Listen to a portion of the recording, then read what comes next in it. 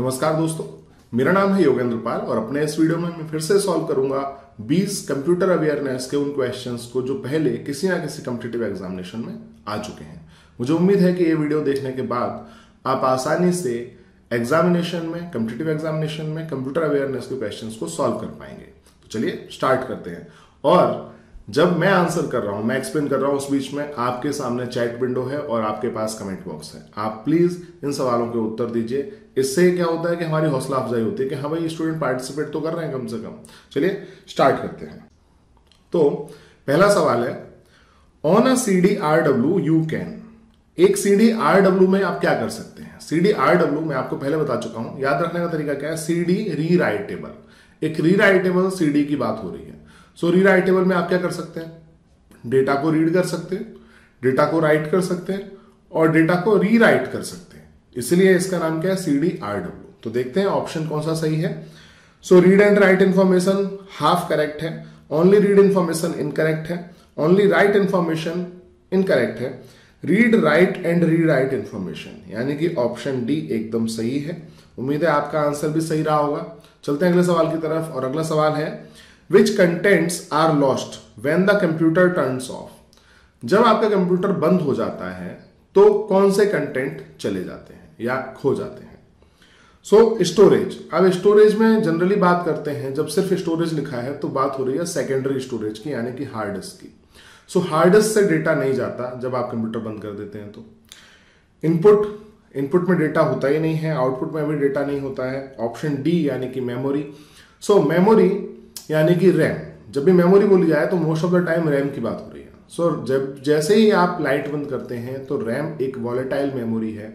जैसे ही आप कंप्यूटर बंद करते हैं उस मेमोरी में से सब कुछ इरेज हो जाता है। इस वजह से डी ऑप्शन सही है इस वीडियो का, इस क्वेश्चन का। चलते हैं अगले सवाल की तरफ। और अगला सवाल है, which of the following is not an example of hardware? इनमें से कौन सा हार्डवेयर नहीं है?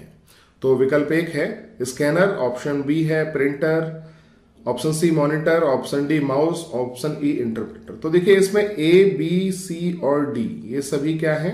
हार्डवेयर है। आप जानते हैं, है ना? हार्डवेयर क्या होता है? जिसको आप टच कर सकते हैं, वो हार्डवेयर होते हैं।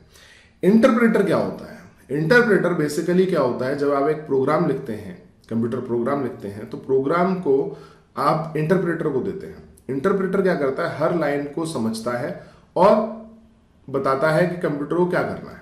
सो ये एक तरह का सॉफ्टवेयर होता है, इसमें कोई हार्डवेयर वाली बात नहीं है। सो इंटरप्रेटर सही आंसर है, यानी कि ये अकेला ऐसा है इन सभी ऑप्शंस में जो हार्डवेयर नहीं है। चलते हैं अगले सवाल की तरफ। और अगला सवाल है, dash is the maximum amount of data that can be stored on a storage medium. ये ऑप्शंस जो दिए हैं इनमें से कौन सा ऑप्शन वह है जो दर्शाता है कि कोई पर्टिकुलर स्टोरेज डिवाइस ज्यादा से ज्यादा कितना अमाउंट ऑफ डेटा इस्तेमाल कर सकती है? तो देखते हैं। Magnetic storage is a type of storage. ये मात्रक नहीं है, ये इकाई नहीं है, correct. Optical storage again it's a type of storage. Solid state storage is again a type of storage. तो ये जो तीन हैं ये एक्चुअली में क्या है? ये खुद अपने आप में स्टोरेज है, ना कि यूनिट ऑफ स्टोरेज है। तो यूनिट ऑफ स्टोरेज क्या है? डी, स्टोरेज कैपेसिटी, यानी कि किसी डिस्क की स्टोर करने की क्षमता कितनी है। तो जब हम कैपेसिटी की बात करते हैं तो हम कहते हैं मैक्सिमम अमाउंट ऑफ डेटा जो स्टोर किया जा सकता है किसी पर्टिकुलर डिस्क में। तो इस प्रश्न का सही उत्तर है डी। चलते हैं अगले सवाल की तरफ। और अगला सवाल है, सेकेंडरी स्टोरेज क्या है? देखते हैं, हमारे पास कुछ ऑप्शंस दिए हैं। So option A, does not require constant power. क्या आपकी हार्ड डिस्क को कांस्टेंट पावर की जरूरत होती है? नहीं होती। जब आप कंप्यूटर बंद कर देते हैं तो भी हार्ड डिस्क में जो भी डेटा है वो सुरक्षित रहता है। जब आप कंप्यूटर दोबारा चालू करते हैं तो आप उस डेटा को एक्सेस कर पाते हैं। तो इस वजह से ऑप्शन ए सही है, क्योंकि ये कह रहा है कि आपके सेकेंडरी स्टोरेज को लगातार पावर की जरूरत नहीं होती, which is a true statement. तो ए सही है, हम इसको याद रखते हैं और आगे के ऑप्शंस को भी पढ़ लेते हैं। B, does not use magnetic media. ये गलत है, क्योंकि हार्ड डिस्क के अंदर भी एक्चुअली डेटा स्टोर करने के लिए मैग्नेटिक मीडिया का ही इस्तेमाल किया जाता है। C consists of 4 main types of device. आपकी सेकेंडरी स्टोरेज 4 तरह की डिवाइस का इस्तेमाल नहीं करती है। Does not store information for later retrieval, जबकि ये गलत है। मतलब एक्चुअली क्या है, आपकी हार्ड डिस्क स्टोर करती है इंफॉर्मेशन फॉर लेटर रिट्राइवल। आप उसमें इंफॉर्मेशन रख सकते हैं और बाद में आप उसको इस्तेमाल कर सकते हैं। सो ये स्टेटमेंट भी गलत है। तो हमारा सही स्टेटमेंट क्या है, सिर्फ A, does not require constant power. मैं इस पे अनचेक कर देता हूं जिससे कि जो पीडीएफ आपको मिले उसमें क्लियरली लिखा हो कि भाई गलत है, पता लगा आप इसको सही समझ ले। करेक्ट है। सो पीडीएफ डाउनलोड करने का लिंक हमारे इस वीडियो के डिस्क्रिप्शन में दिया है, आप वहां से इसको डाउनलोड कर सकते हैं। सो ऑप्शन ए सही है। चलते हैं अगले सवाल की तरफ, और अगला सवाल है dash acts as temporary high speed holding area. Temporary है और हाई स्पीड है, हमें दो यहां से बात पता लग गई। Between the memory and the CPU. अब ये मेमोरी और सीपीयू के बीच की बात हो रही है। सो मेमोरी और सीपीयू के बीच में क्या होता है देखते हैं। Thereby improving processing capabilities. So memory और सीपीयू के बीच में है और टेम्परेरी है और हाई स्पीड है। देखते हैं क्या है। रोम तो नहीं है, ROM is read only memory. Computer manufacture होता है उस समय बनाई जाती है। रैम तो खुद मेमोरी है। जब भी आपसे सिर्फ मेमोरी लिखा है तो आप समझ जाइए बात हो रही है रैंडम एक्सेस मेमोरी की। तो रैम भी नहीं हो सकती क्योंकि रैम और सीपीयू के बीच की कोई चीज है। टेम्परेरी मेमोरी नहीं। कैशे मेमोरी होती है। कैशे मेमोरी बेसिकली क्या होती है, ये आपकी जो मेमोरी है, आपकी जो रैम है, इस रैम और आपका जो सीपीयू है इसके बीच की एक चीज है। मतलब क्या करता है बेसिकली, सीपीयू पावर उठाता, सीपीयू डेटा लेता है मेमोरी से और फास्ट प्रोसेसिंग के लिए कुछ चीजों को कैशे में रख देता है और वो वहां कैशे से उठाता रहता है। तो बार बार जो ट्रांजैक्शन है वो यहां से नहीं होता बल्कि कैशे से होता है। और कैसे आप कह सकते हैं is a part of CPU itself. So कैसे memory is a part of CPU itself. तो वो वहीं से डेटा को गैदर कर लेता है जो कि बहुत ज्यादा फास्ट होता है। सो आई होप कि आपको समझ में आया कि इस ऑप्शन का आंसर डी क्यों है। चलते हैं अगले सवाल की तरफ, और अगला सवाल है what type of device is are 3 inch floppy drive. 3.5 inch की या 3.25 इंच की फ्लॉपी ड्राइव कौन सी होती है। अब देखिए एक्चुअली पूछा गया किस टाइप की डिवाइस है। तो फ्लॉपी ड्राइव चाहे 3.5 इंच की हो, चाहे 5.5 इंच की हो, चाहे 7.5 इंच की हो, उससे क्या फर्क पड़ता है। फ्लॉपी ड्राइव तो जिस टाइप की डिवाइस है उसी टाइप की रहेगी। फ्लॉपी ड्राइव में आप क्या करते हैं, फ्लॉपी में आप डेटा को स्टोर करते हैं। तो फ्लॉपी ना तो इनपुट डिवाइस है, ना ही आउटपुट डिवाइस है, ना ही एक सॉफ्टवेयर है। फ्लॉपी क्या होती है, स्टोरेज डिवाइस होती है, क्योंकि हम इसमें डेटा को स्टोर करते हैं। चलते हैं अगले सवाल की तरफ, और अगला सवाल है which of the following memory chip is faster. इनमें से कौन सी मेमोरी चिप है जो सबसे तेज होती है। सो यहां पे ऑप्शन दिए हैं, देयर इज नो सर्टेनिटी, यानी निश्चितता नहीं है। D RAM, S RAM, D RAM is faster for larger chips. So यहां सही उत्तर है एस रैम स्टैटिक, सी। क्यों, क्योंकि एस रैम का मतलब हुआ स्टैटिक रैम और डी रैम का मतलब हुआ डायनामिक रैम। एस रैम आप ऐसे समझ सकते हैं कि फास्ट क्यों होती है, क्योंकि स्टैटिक होती है। स्टैटिक का मतलब क्या हुआ कि इसके मेमोरी के सेल्स में जो डेटा स्टोर होता है वह स्थिर रहता है, फिक्स रहता है, बदलता नहीं है जल्दी जल्दी। तो जब बदलता नहीं है तो उसे एक्सेस करना आसान है। इस वजह से S RAM is the faster among D RAM and S RAM. चलते हैं अगले सवाल की तरफ, और अगला सवाल है which of the following is the second largest measurement of RAM. Second largest पूछा गया है, यानी कि बड़े की तरफ से दूसरे नंबर का। सो इन सभी ऑप्शंस में सबसे बड़ा कौन सा होता है, टेराबाइट। टेराबाइट सबसे बड़ा है। मैं इसे कट कर देता हूं, गलती से आप याद मत रखिए कि ये है। टेराबाइट सबसे बड़ा है। टेराबाइट से छोटा क्या होता है, गीगाबाइट। गीगाबाइट से छोटा क्या होता है, मेगाबाइट। मेगाबाइट से छोटा होता है बाइट। और मेगा हर्ट्ज जो है वो मेजरमेंट नहीं है रैम का। तो अगर हम स्टोरेज कैपेसिटी के हिसाब से देखें तो second largest is gigabyte. Gigabyte सही उत्तर है। मैं इस पे अनचेक कर देता हूं। सो आई होप कि आपको समझ में आया है कि डी सही उत्तर है। चलते हैं अगले सवाल की तरफ, और अगला सवाल है ऑफ द फॉलोइंग इनमें से विच इज द फास्टेस्ट। सबसे फास्ट कौन है, CD RAM, CD ROM, RAM, CPU registers और कैसे। तो देखिए सबसे फास्ट याद रखिएगा, अगर मेमोरी टाइप्स की बात की जाए सबसे फास्ट होता है सीपीयू रजिस्टर। सीपीयू रजिस्टर सबसे छोटा भी होता है, मतलब सिर्फ एक ही बिट स्टोर कर सकता है, ठीक है, और वो सीपीयू का ही हिस्सा होता है, इस वजह से वो सबसे फास्ट होता है। सो फास्ट हम कैसे कह सकते हैं? एक तरीका तो यह है फास्ट नापने का कि सबसे पहले सीपीयू को एक्सेस कौन दे सकता है, तो उस केस में भी रजिस्टर सबसे आगे है। और इसके अलावा जितनी जल्दी, मतलब डेटा जल्दी से जल्दी किससे रिट्राइव किया सकता है, वो भी सीपीयू रजिस्टर्स होते हैं। तो सी एकदम सही है। और अगर आप जानना चाहते हैं सीक्वेंस, तो मैं बता देता हूं। सबसे फास्ट होता है सीपीयू रजिस्टर, उसके बाद आती है बारी कैशे की, फिर आती है बारी रैम की, और सबसे स्लो होता है सीडी रोम। तो आई होप आपको समझ में आया है। इस प्रश्न का सही उत्तर है सी। चलते हैं अगले सवाल की तरफ, और अगला सवाल है a nibble is equal to how many bits? एक निबल कितने बिट के बराबर होता है?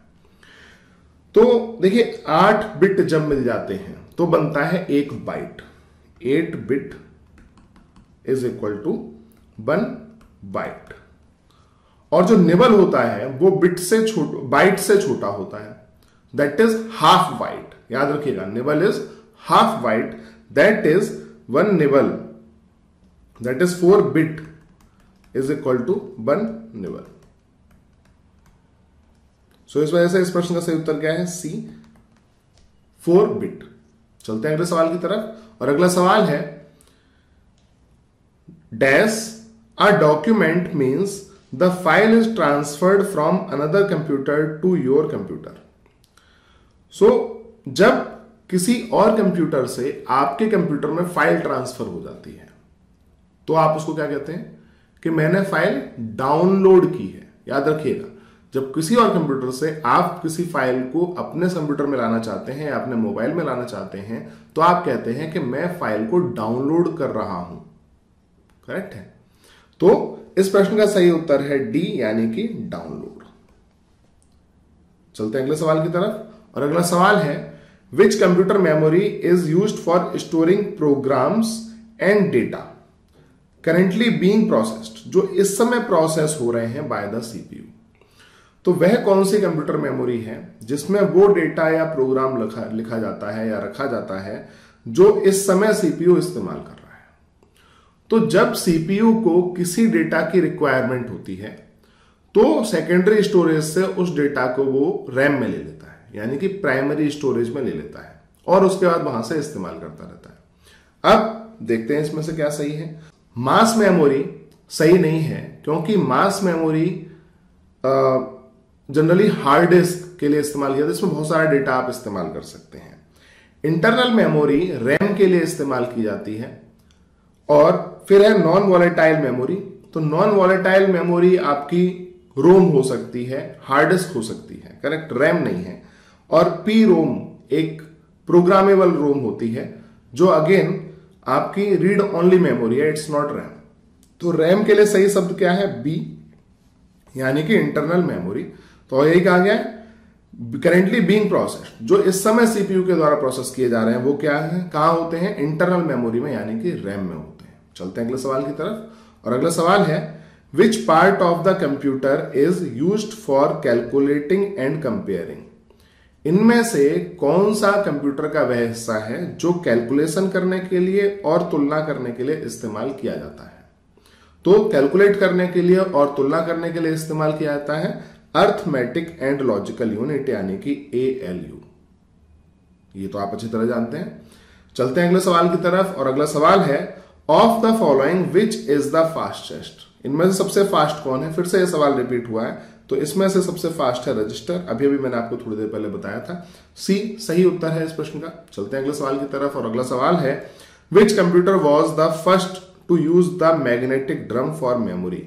इनमें से कौन सा कंप्यूटर वह पहला कंप्यूटर था जिसने मैग्नेटिक ड्रम का इस्तेमाल किया था मेमोरी के लिए? तो ये तो आपको याद करना पड़ेगा, रटना पड़ेगा, इसका और कोई तरीका नहीं है।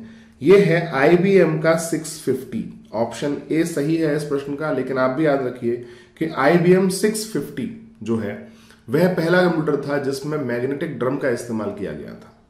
चलते हैं अगला सवाल की तरफ, और अगला सवाल है EPROM can be used for? EPROM का इस्तेमाल क्या है? सो EPROM क्या है? इरेजेबल प्रोग्रामेबल रोम।